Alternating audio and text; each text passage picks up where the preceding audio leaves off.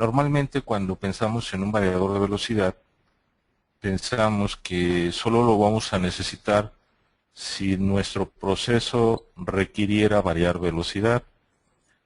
Muchas veces el proceso en sí pudiera trabajar sin estar variando la velocidad. Sin embargo, el hecho de que nosotros utilicemos los variadores de frecuencia nos pueden brindar varias ventajas. Esas ventajas van a representar grandes ahorros de dinero. Vamos a tratar de ver a lo largo de la charla un poquito de esta cuestión. Hay varias situaciones que podemos analizar de los beneficios que nos da un variador de frecuencia. En esta ocasión yo elegí solo algunas de ellas. Por ejemplo, el hecho de reducir el estrés mecánico, el estrés eléctrico, el ahorrar energía y el optimizar nuestro control, ¿no? Nuestro proceso mismo.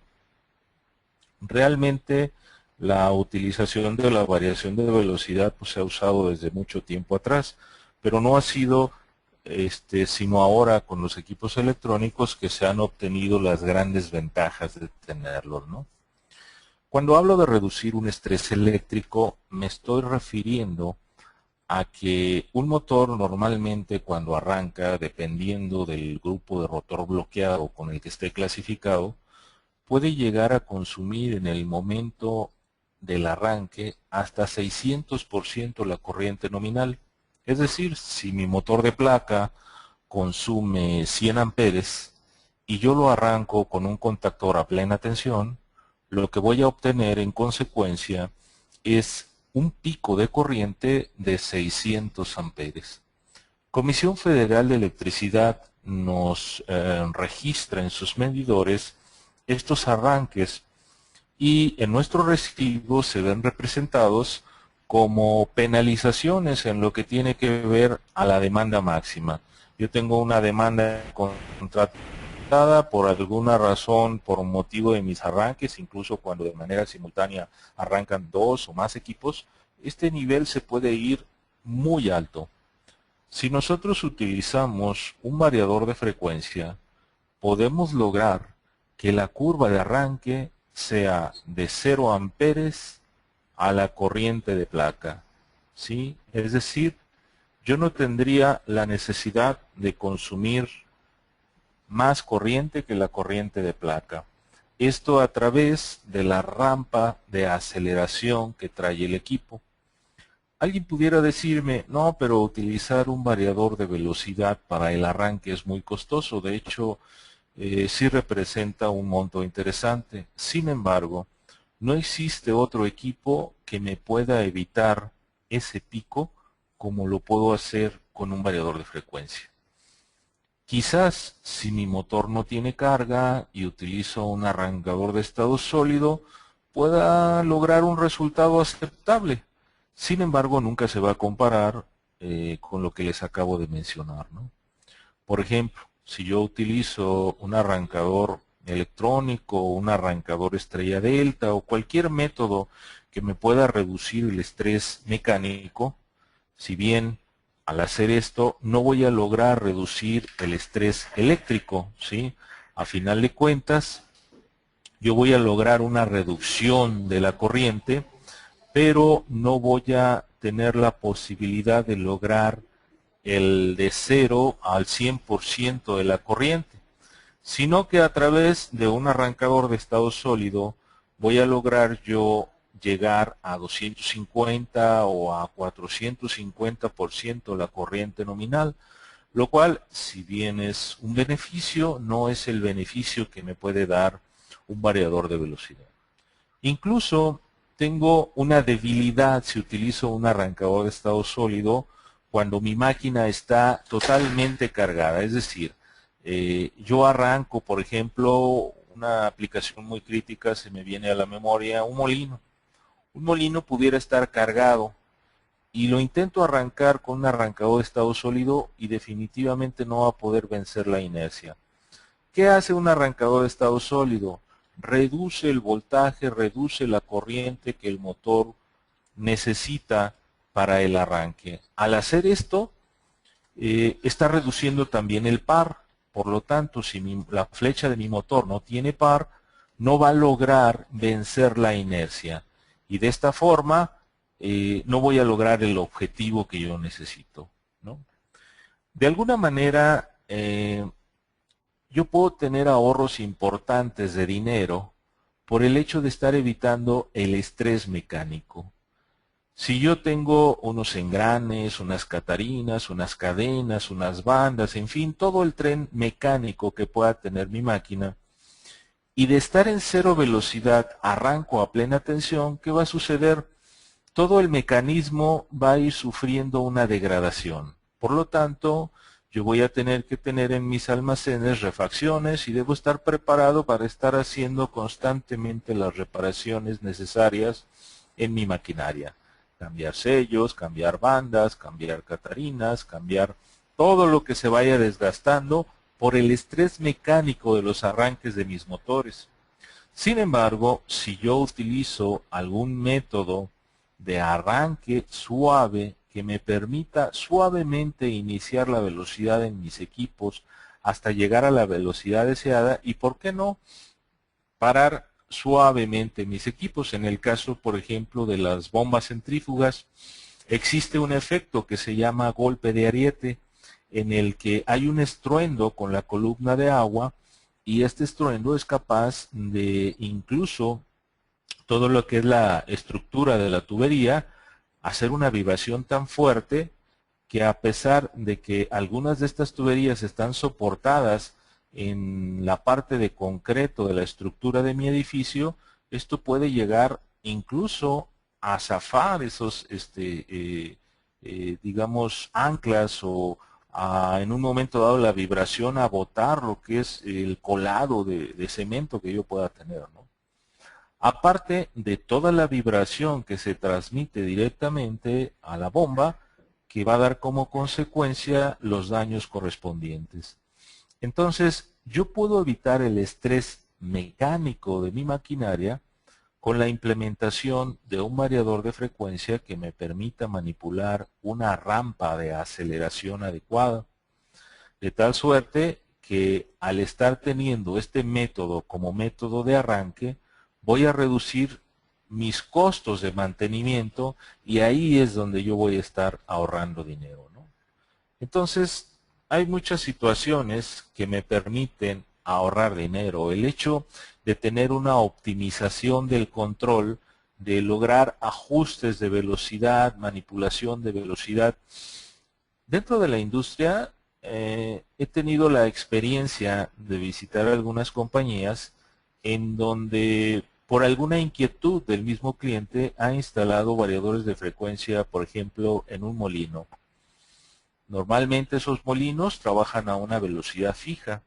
Sin embargo, la utilización de un variador de velocidad les ha permitido arrancar esos molinos aún con carga.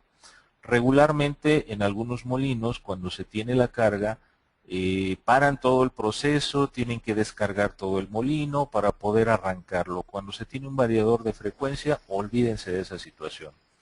Otra cuestión que les beneficia es el hecho de que, como pueden variar la velocidad, pueden variar también el granaje de lo que están haciendo en su molienda, lo cual les permite tener un producto diferente, mejorar la calidad. Simplemente digo, esto lo pongo como ejemplo, hablando específicamente de lo que es un molino. Esto lo pudiéramos aplicar a cualquier tipo de maquinaria, ¿no? Yo puedo optimizar en un momento dado mi control. En otra ocasión, en otra compañía, visité a un cliente que estaba a punto de comprar maquinaria para poder producir los niveles que le exigía su mercado. Yo le di la posibilidad de lograr ese incremento de producción con varias máquinas que él tenía, simplemente con la implementación de un variador de frecuencia. ¿A dónde quiero llegar? Un motor está diseñado para manejar cierta velocidad de acuerdo al grupo de bobinas que éste tenga. Se conocen como polos. Dependiendo del número de polos, puede ser de 3600, 1700, 1200, 900, en fin. Sin embargo, al utilizar un variador de frecuencia, existe la posibilidad de este motor llevarlo ligeramente a una velocidad más alta, lo cual, al sugerirle yo al cliente que podía incrementar la productividad de sus máquinas, alterando ligeramente la velocidad, y entre todas las máquinas producir lo que él en su demanda estaba requiriendo, ¿no? Le pareció interesante y nos dio la oportunidad de hacer una prueba. Vimos que la máquina perfectamente por la cuestión mecánica soportó el incremento de velocidad, calculó él la productividad que iba a tener en la jornada de 8 horas, así pudo determinar si el número de máquinas que tenía le iba a permitir lograr producir lo que él necesitaba. Al ver que esto era posible y después de varios días de prueba, accedió pues a hacer la adquisición de los variadores de frecuencia, ¿no? Entonces, la optimización del control es algo muy interesante, sobre todo que cuando se tiene un variador de velocidad, a través de la comunicación que éste le permite, puede adquirir mucha información de su propio proceso. Incluso hoy en día, la mayoría de los productos, en este caso variadores de velocidad, cuentan con parámetros que son capaces de registrar la energía consumida por el equipo, de tal suerte que esa información a través de la comunicación se puede llevar a los distintos niveles para que la persona que requiera esa información pueda tenerla. ¿Esto en qué nos serviría? Pues se puede calcular la energía que nos cuesta cada máquina o cada línea de producción para cuestiones de costos, por ejemplo. Entonces, vamos, esta flexibilidad que se tiene, esta habilidad con las comunicaciones, pues es algo que también podemos aprovechar de los variadores de velocidad. Los variadores de velocidad, bajo ciertas condiciones, también nos permiten lo que es el ahorro de energía, que es lo que vamos a ver a lo largo de esta presentación. Existen dos principales clasificaciones de lo que son las aplicaciones que podemos encontrar en la industria. Por ejemplo, hay aplicaciones que se conocen de par constante y hay aplicaciones que se conocen de par variable. Aquellas aplicaciones de par constante son todas aplicaciones que por su naturaleza me va a exigir que el motor en cualquier momento me pueda dar el 100% de par. Sin embargo, las aplicaciones de par variable, por las características de las mismas, me puede permitir en el primer instante en que yo arranco mi variador, que el motor vaya desarrollando el par necesario para vencer la inercia de esas aplicaciones, en donde generalmente el par que se requiere para vencer la inercia es muy pobre.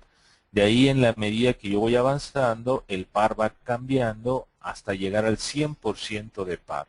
Por eso se le conoce de par variable.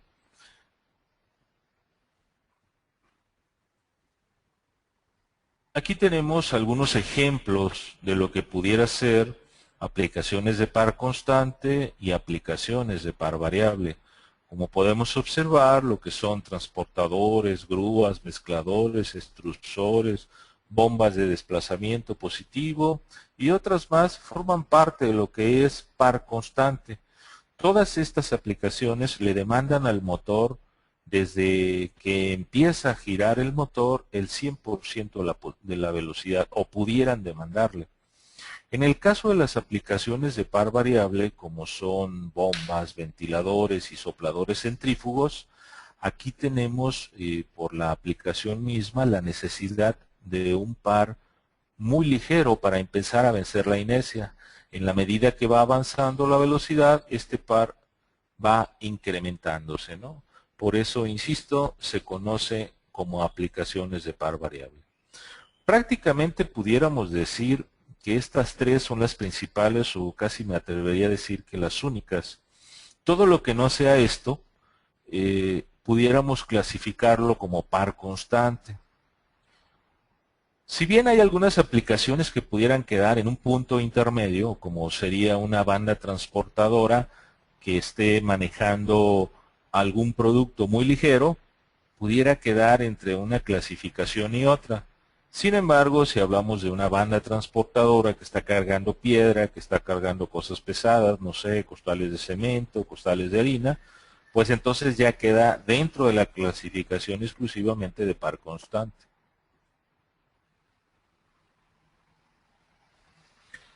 Existen algunas leyes de afinidad que aplican específicamente para aquellas situaciones de par variable.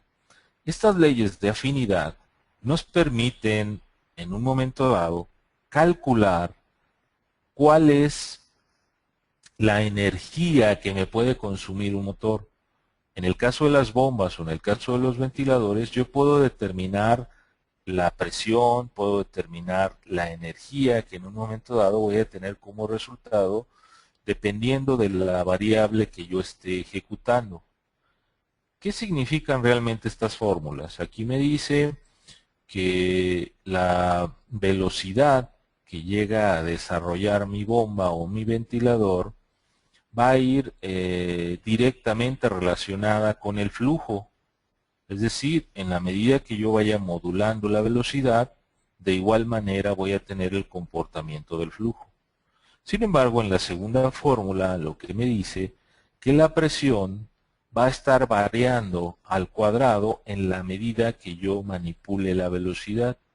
Y la tercera fórmula me dice que la energía consumida va a ser al cubo en la medida que yo varíe la velocidad. Aquí es donde la cuestión se vuelve interesante, porque, por ejemplo, yo tengo una bomba que hoy en día obturo. Si esa bomba, en lugar de obturarla, abro la válvula y para controlar el flujo que yo necesito o la presión que yo necesito, manipulo la velocidad, voy a tener ahorros muy interesantes. Por darles un ejemplo, si yo bajo la mitad de la velocidad, el consumo de ese motor se me va a ir a la cuarta parte. Si yo bajo la cuarta parte de la velocidad, el consumo de ese motor se me va a ir a la mitad. Entonces, esto hay que aprovecharlo. Tenemos dentro de nuestras instalaciones muchos motores que pueden mover ventiladores o que pueden mover bombas centrífugas. Y si tengo esta alternativa tan interesante de que la energía es al cubo, pues hay que aprovechar en este caso esa situación. Aquí tenemos lo que son las gráficas que nos demuestran pues el comportamiento de las fórmulas. Como podemos observar, tenemos que el flujo es directamente proporcional a la velocidad, que la presión tiene un comportamiento al cuadrado con respecto a la velocidad y que la potencia tiene un comportamiento al cubo con respecto a la velocidad, ¿no? Aquí podemos precisamente hacer el análisis. ¿Cuándo voy a tener el 100% de consumo de energía? Cuando yo esté operando al 100% de la velocidad, ¿sí? Como ven, aquí estoy a la mitad de la velocidad. ¿Y qué tengo? Pues tengo un valor muy bajo de consumo de energía, ¿no? Entonces, si tenemos alguna aplicación en donde tengamos un ventilador o un soplador, pues hay que aprovechar las ventajas que nos da precisamente el tener este tipo de situación. Regularmente nosotros podemos tener operando a nuestros ventiladores de tres posibles formas, que sería la utilización de encenderlos y apagarlos, encenderlos y apagarlos. Quizás podamos tener algo de automatización, pero simplemente estamos prendiendo y apagando el ventilador. O quizás para controlar el flujo utilicemos persianas a la salida, de tal suerte de que de alguna manera estamos controlando el flujo, aunque el motor siempre está operando al 100% de su capacidad. Y otra opción pudiera ser la utilización de la obturación, ya sea de la entrada, a través de unos álabes que se puede mover el ángulo de los mismos, ¿no? Entonces, ese tipo de soluciones pudiera permitirnos estar controlando precisamente el flujo que va a requerir nuestro proceso. Aquí hay unas gráficas, unas curvas de presión y unas curvas de potencia. Lo que se está haciendo es comparando, de acuerdo a las fórmulas, lo que es el flujo con la presión cuando tenemos obturada la salida de un ventilador. ¿Y qué es lo que pudimos apreciar? Pues que en la medida que vamos reduciendo esa salida del ventilador, vamos a estar teniendo un incremento de presión. ¿Y cómo va a ser el comportamiento de ese mismo flujo, de ese mismo ventilador, con respecto a la energía consumida? Pues vamos a ver un cierto ahorro, pero es tan pobre que en realidad pudiéramos decir que es despreciable, ¿no? No nos da mucha ventaja, no ahorramos mucho dinero. Bajo el método de modificar la inclinación de los álabes, de nuestro sistema, de nuestro ventilador, podemos obtener las siguientes gráficas. Como podemos observar, al 100% de flujo tengo el 100% de presión, al 80% de flujo tengo cerca del 60 y tantos por ciento de presión, al 60% de flujo tengo casi el 40% de presión. Sin embargo, aquí ya se vuelve más interesante, porque la energía consumida que me da esos flujos puede lograr ahorros interesantes. Por ejemplo, al 80% reduzco bastante la energía consumida, al 60% vean cómo prácticamente reduzco el consumo al 60% de la energía que regularmente consumiría ese motor. Entonces, aquí hay algo muy interesante. Con una cuestión mecánica de estar cambiando el ángulo de mis álabes de mi ventilador, puedo lograr ahorros de energía. Pero esto no es sencillo, se requiere un sistema muy especial, mecánico, hidráulico, en fin, alguna combinación de los mismos. No es tan común este tipo de ventiladores, sí existen en la industria, pero no es tan común. Entonces, si yo tengo un sistema, digamos, normal, de esos que traen un ventilador fijo, en donde trae su motor y yo simplemente arranco, puedo añadir un variador de velocidad y obtener como resultado las siguientes gráficas.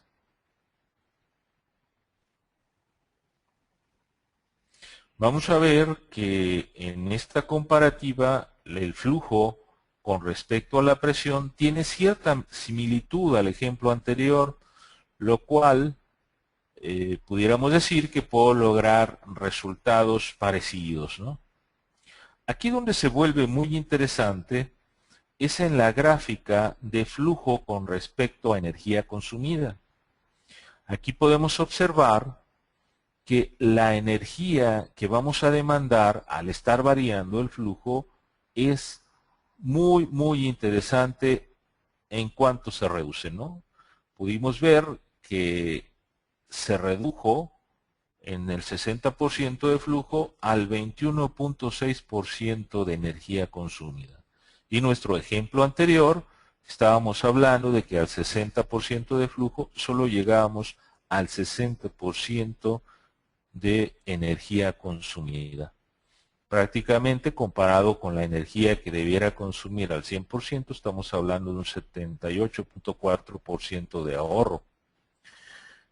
Con las fórmulas de afinidad, nosotros pudiéramos hacer lo que se conoce como un estudio de recuperación de inversión. ¿Qué necesitamos? Necesitamos conocer el perfil de carga. ¿Qué es el perfil de carga? Saber cuánto tiempo mi proceso requiere mantener cierto flujo. Por ejemplo, valga la redundancia, aquí tenemos una gráfica que me muestra que el 10% del tiempo mantengo el 40% de flujo. 40% del tiempo mantengo 60% de flujo y 80%, otro 40% del tiempo mantengo un 80% del flujo. Sin embargo, un 10% del tiempo mantengo 100% de flujo. En este punto, este último, yo no voy a poder ahorrar energía, pero en los otros tres voy a poder tener importantes ahorros de energía si yo lo manejo a través de un variador de velocidad. Al estar conociendo los tiempos y los porcentajes de flujo en los que voy a variar la velocidad, esto me permite hacer un análisis de cuánta energía estaría ahorrando en un tiempo determinado. Por lo tanto, si esto es repetitivo en una jornada, en un día, en una semana, en un mes, puedo llegar a calcular los tiempos en el que el equipo está operando y los tiempos en los que está operando a distintos niveles de flujo, de tal suerte que hago toda la sumatoria de todos mis tiempos, de todos los valores, y puedo llegar a conocer con precisión cuánta energía estoy ahorrando. Y esto simplemente a través de la utilización de las fórmulas. Tomando un ejemplo clásico, cuando yo tengo una persiana que regularmente estaría consumiendo, no sé, alrededor de 10,656 pesos en sus condiciones normales, utilizando un variador de velocidad pudiera estar consumiendo solamente 4,560 pesos, ¿no? Por decir una cifra, ya sea mensual, anual, diaria, dependiendo la capacidad de este motor, ¿no? Estas fórmulas de los ventiladores y los sopladores nos permiten, pues, llegar a las conclusiones que se han estado manejando. Hay un ejemplo que me gusta muchísimo, que es algo que muchas empresas suelen tener dentro de su proceso, lo que son las torres de enfriamiento. En las torres de enfriamiento regularmente se utilizan tanto las bombas centrífugas como los ventiladores. El objetivo del ventilador es lograr mantener una temperatura al flujo que se pretende enfriar. Esta temperatura puede mantenerse de una forma estable con la implementación de un variador de velocidad.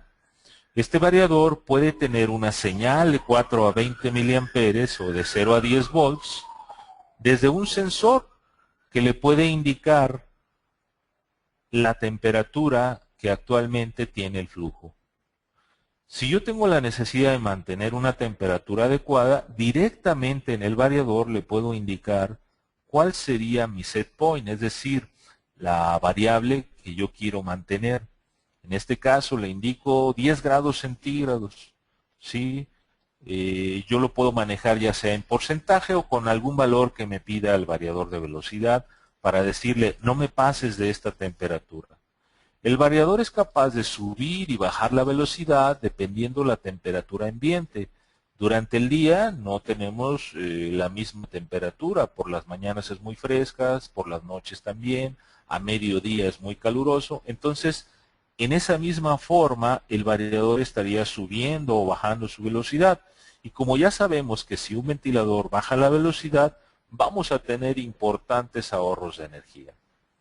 Aquí hay unas gráficas de unas mediciones que se hicieron en un equipo, en un ventilador que estaba operando, que este consumía 28 kilowatts trabajando a plena velocidad durante todo el día en la torre de enfriamiento.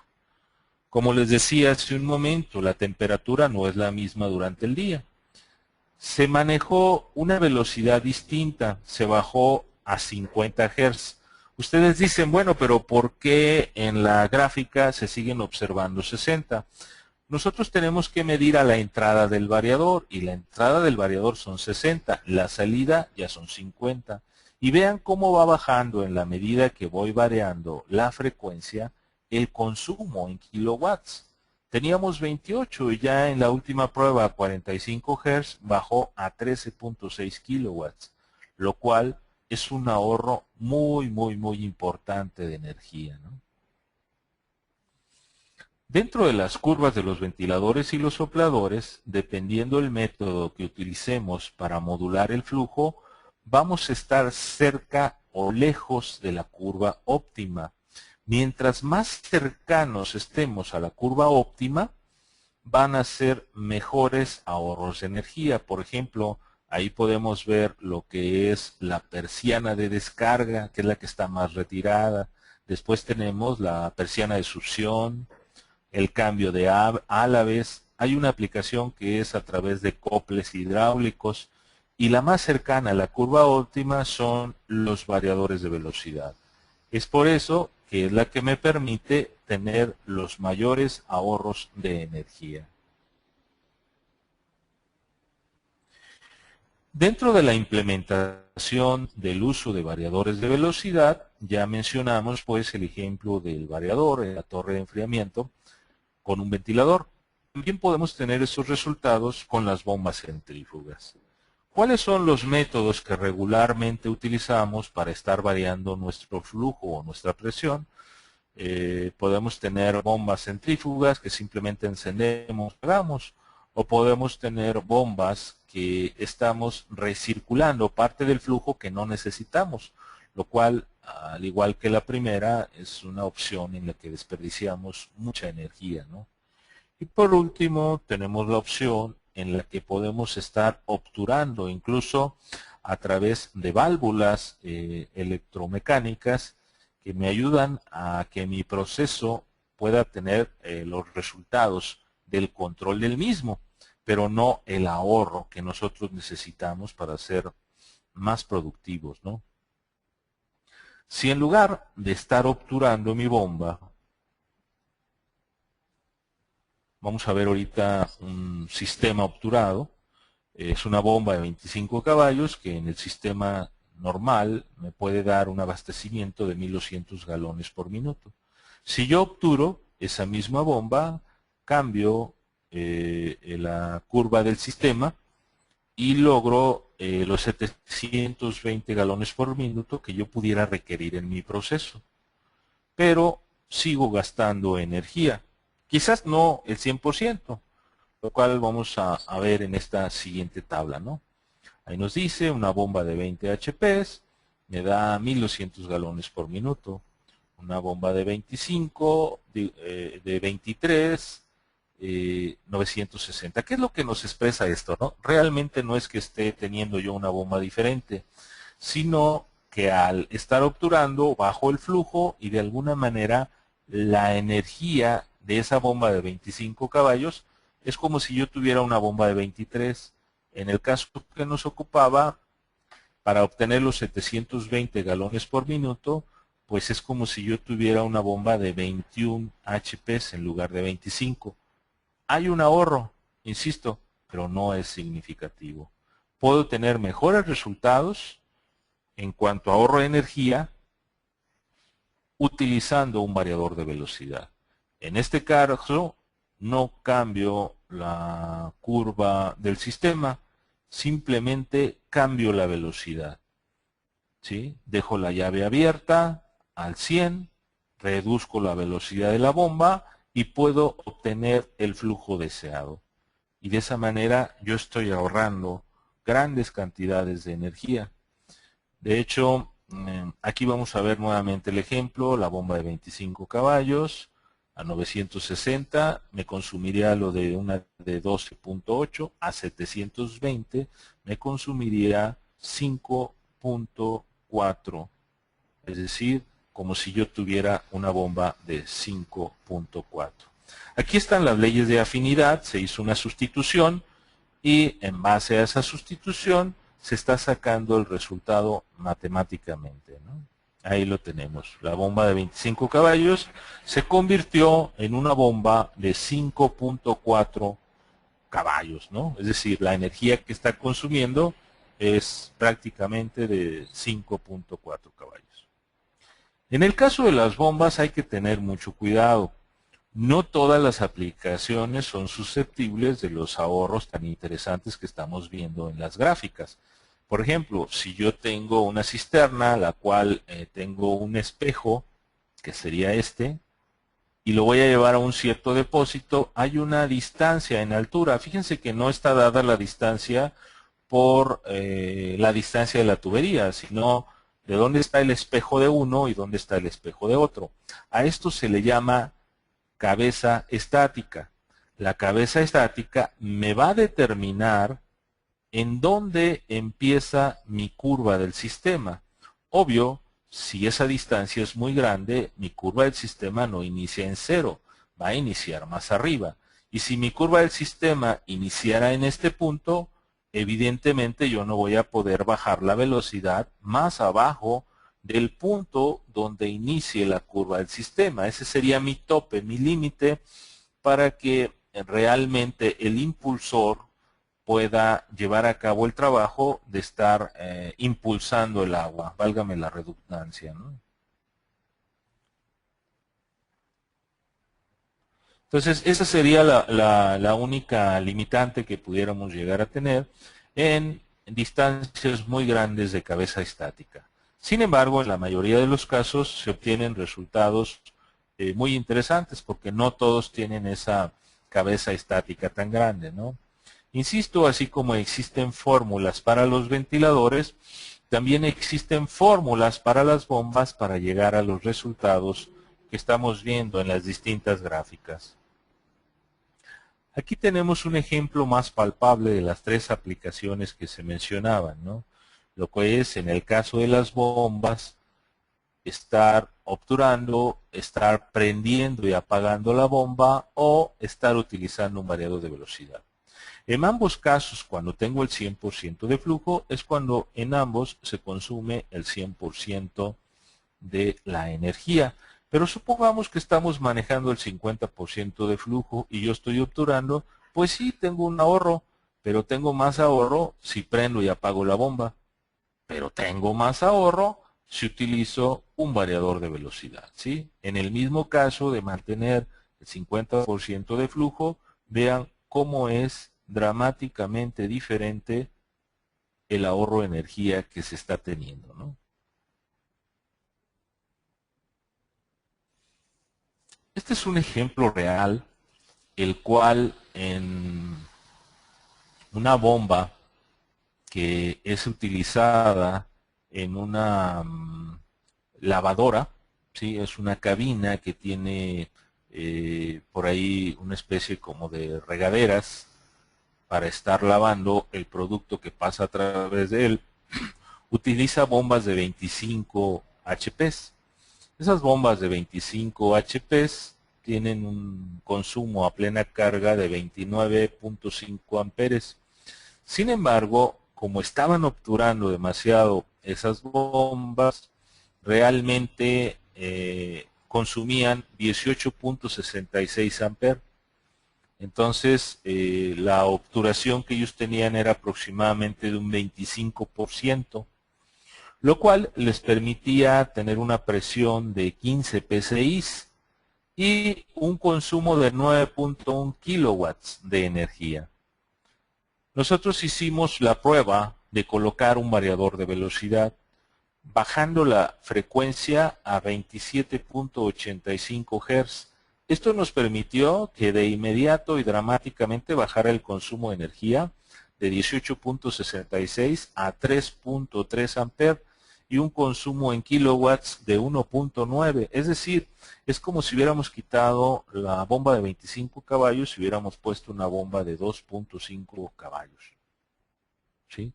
Alguien pudiera decirme, pues me acabas de dar la solución. Si mi máquina ocupa eso, pues yo quito mi bomba de 25 caballos y pongo una de 2.5. Sí, pero cuando cambie el proceso y requieras mayor presión o mayor flujo, pues no vas a estar cambiando las 5 o 6 bombas que tenga tu sistema. Entonces la mejor opción, en este caso, se observó que era utilizar un variador de velocidad. Estas mediciones nos dieron a la siguiente conclusión. Si yo consumía 9.1 kilowatts por 24 horas por 30 días del año, entonces yo estaba consumiendo alrededor de 6.552 kilowatts hora. Si en ese momento el kilowatts hora a mí me costaba 0.060 de dólar, entonces yo realmente estaba teniendo un consumo de energía de 393.12 dólares mensuales. Al utilizar un variador de velocidad y obtener exactamente los mismos resultados, pude consumir 82.8 dólares. Es decir, mensualmente yo estaba ahorrando 311.04 dólares, lo cual, con los ahorros que me representa esto, que ya no voy a pagar a comisión, Esto me permite recuperar mi inversión en menos de un año. Así de simple. Realmente es muy sencillo llegar a determinar estos costos y sobre todo cuando se hicieron mediciones. Todo esto fue medido a través de un analizador de calidad de energía, el antes y el después, es decir, el método tradicional y el método de la utilización de un variador de velocidad. Este link que aparece en este momento nos lleva a las publicaciones que estamos mencionando de Rodwell, en la página de Rodwell, y podemos encontrar algunos software gratuitos que ustedes pueden bajar para hacer cálculos de recuperación de inversión. Estos software nada más ustedes van llenando la información que les va pidiendo y en consecuencia pueden llegar a calcular de una manera muy cercana a la realidad los ahorros de energía que pueden llegar a tener, ¿no? Los ahorros de energía no solamente se obtienen en aplicaciones variables, es donde se tienen mayores ventajas, pero no solo ahí se obtienen ahorros de energía. Cuando son aplicaciones de par constante, los ahorros de energía no son al cubo, pero son lineales. Vamos a ver un ejemplo de ello. Hay un compresor que se está utilizando hoy en día de 50 caballos.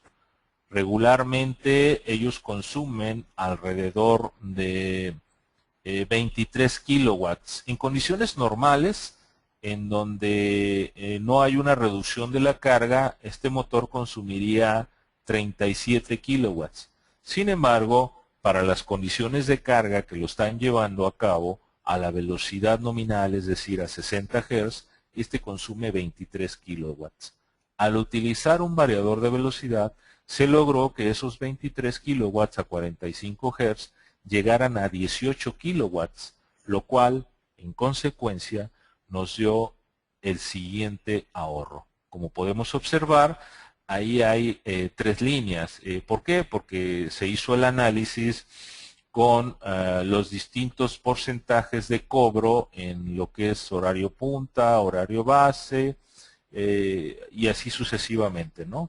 De tal suerte que podemos decir que se tiene un costo semanal de 5,139.94 pesos. Aquí ya está convertido en pesos. Y al utilizar un variador de frecuencia a 45 Hz, se logró determinar que solamente se iba a pagar 4,022.56, lo cual tengo un ahorro semanal de 1,117.38 pesos. Si esto lo hacemos mensual, pues mi ahorro es de 58,103.66 pesos. Imagínense, ¿qué tan rápido voy a poder recuperar la inversión de un variador de 50 caballos? Aproximadamente creo que es la capacidad del variador que se requiere en este compresor, ¿no?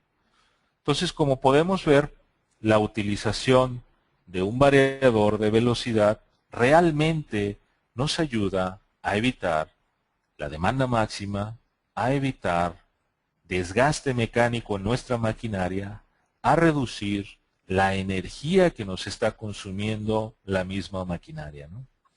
En el caso de este compresor, ellos pudieron ver, de hecho es un compresor de amoníaco, en el que pudieron ver que el compresor lograba el mismo efecto estando trabajando a 60 Hz bajo las condiciones de temperatura de ese momento que se hicieron las pruebas, que fue se escogió el momento más cálido.